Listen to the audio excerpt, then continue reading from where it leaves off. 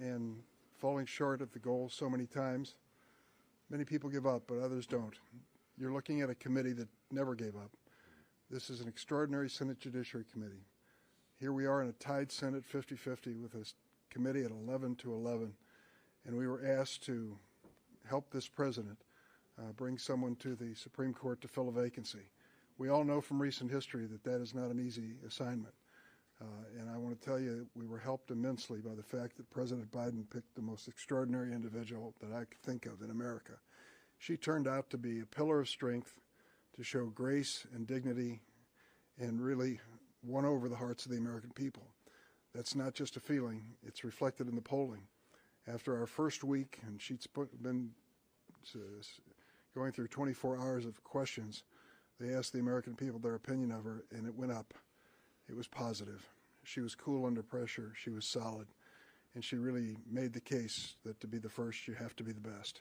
So this committee worked long and hard, not only for this nomination, but also for other nominations for courts in the land.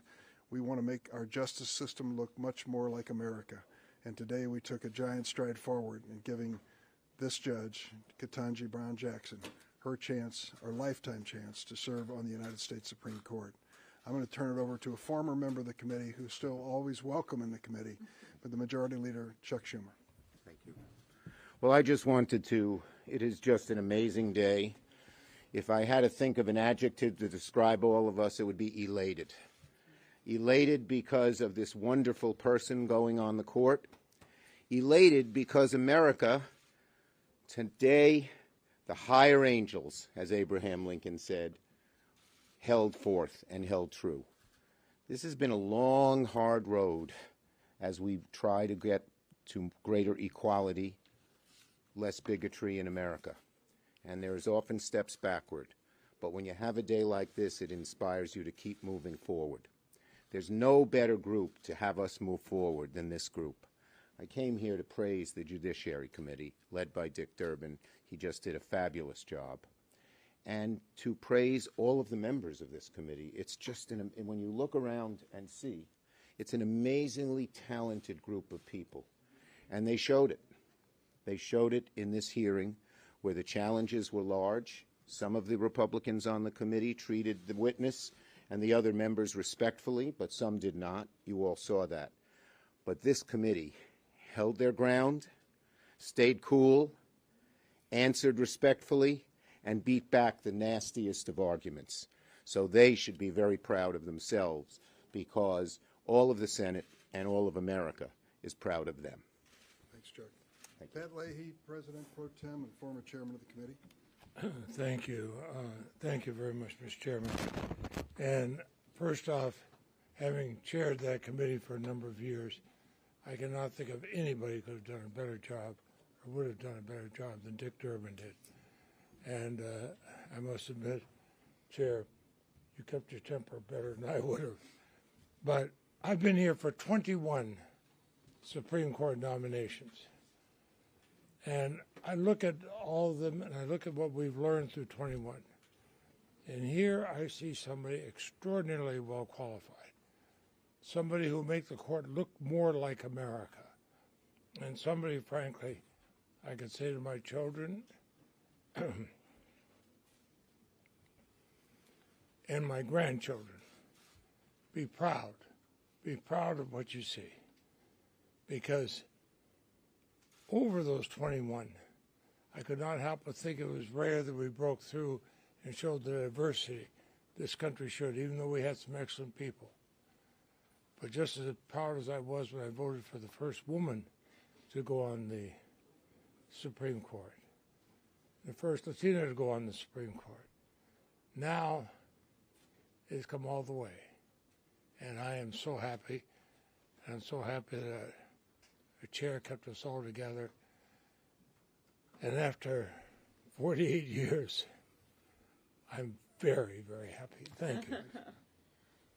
I want to say one word before we open it to questions, and that is we're here because of extraordinary staff work at every level. Every single one of us relied on the men and women who work here under exceptional circumstances with COVID, to work long, long, long hours and to be there when we needed them. I just want to salute them. I think I join in that. Open it to any questions. Please. Whoops. What did you say? What kind of look did you give him? Is there any legislative answer to anything that happened in this hearing? I'm thinking more toward a number of you commented, I think you did, Mr. Chairman, about like sentencing guidelines that everyone complains about that need reform. Well, let's start at I'm just going to speak for myself. I haven't even talked to my colleagues on the committee. I just find that this was a trial by ordeal. She went through 24 hours of questioning. Each one of us had 10-minute opening statements and then 50 minutes, minimum, 50 minutes to ask questions. I'm not sure that that is really fair to any nominee, or I don't believe it's necessary. I mean, you don't have to go that far back in history to find nominees who've gone through the Judiciary Committee in a matter of several hours, maybe a day. But now it's become an endurance contest, and I don't think that that necessarily serves the purposes that we're trying to serve. In terms of issues, we have plenty of issues. Some were raised during this hearing and others we're working on. I see my friend Amy Klobuchar here, who is breaking ground in areas of antitrust and raising questions that are central to so many different areas. I can just go around. I know that there's Sheldon. I was looking for you. I know you've got a few ideas for hearings, too. Same thing is true in every one of them. What I've tried to do on these subcommittees is to give them the resources and the incentive to plow forward and take on some issues that haven't been touched in a long time. They haven't let me down. We've got an exciting committee. Yes. Chairman Durbin, a few hours ago on the same platform, Senator Ted Cruz and Senator Lindsey Graham stood there and said that if there was another nominee by this president, President Biden, that was similar to Judge Ketanji Brown Jackson, they would not let it go through if they are in the majority. What is your response to that? Well, of course, we certainly hope they never have that opportunity. We want to continue and build our majority on the November election.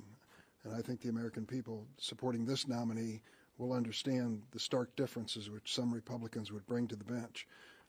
And I'd also go on to say that, no, I'm going to stop there. That's enough. Yes. Yeah, don't ruin the joy of the day. So, after the contentious confirmation hearings, you did get through your Republican votes, but it does seem as if perhaps the era of bipartisan confirmation votes may be behind us. Do you think that going forward we can continue to look forward to contentious hearings and toxic partisanship for every nominee? First, I can't say enough for the three, Collins, Murkowski, and Romney. They came through and took grief for it to a measure we rarely see around here. I respect them so much. I held out the hope that at the last minute several others would join them and realized that they wanted to be on the right side of history at this moment. It didn't pan out that way. We've got to continue to work to build bipartisanship. I'm lucky to have a man sitting next to me on that committee in Chuck Grassley, whom I count as a friend and as a fair individual. We didn't agree on this nominee, but there are a lot of things we do agree on. We've got to continue to build those bridges. One more question, yes. Several senators have talked along those same lines about this process being broken in the Senate in terms of evaluating nominees. Are there any specific fixes, changes that you would like to see in the way that the Senate goes about evaluating future nominees to the court to try to get away from the processes?